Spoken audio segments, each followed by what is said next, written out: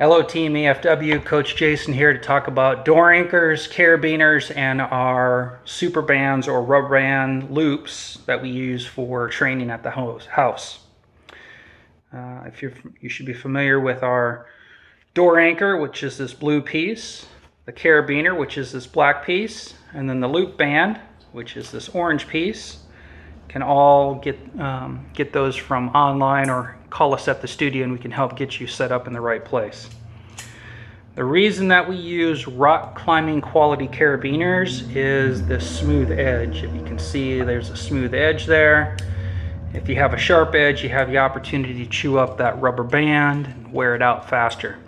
And these rubber bands are pretty sturdy, but we don't want them to break and snap us in the face or something crazy. We don't want to wrap those rubber bands around themselves and make a knot, because every time you do that and you start pulling on itself, it can wear it out a little bit faster. So we want to be mindful. The anchor, that's what we're talking about for the rest of today. This anchor is going to be used in a door situation. So the door behind me, you can see that we have a high, mid, and low hinge. Those hinges are facing me for the purpose of showing you where those hinges would be. And we would use that anchoring system put the anchor near the hinge for the high anchor, mid anchor, low anchor, for example. The example that we have here is this door. See how the door opens towards me?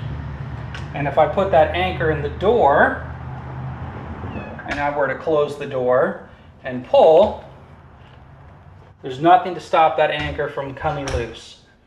That's why we do not want to put the anchors on doors that open towards us. What we do want to do is use a door that closes towards us. So I have to push this door open, and so over here on this side, it still have the high, mid, and low hinges. You can take our anchor. We're going to use this part of the anchor. You see that flap there? We want to put that in the door like this. So that flap is towards the middle of the door. And then when we close the door, even if the door doesn't latch and we pull, that door is not going to come open. On this other example, I could also use on the door handle side, put that anchor in place, pull the door shut. See how it still doesn't latch, but when I pull,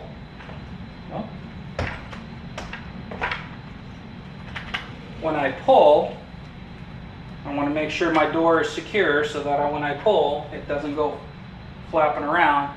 But as I pull, it's now secure. I'm pulling the door closed.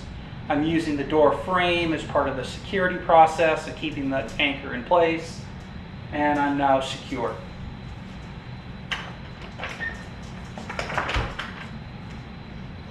If I were to go underneath the door,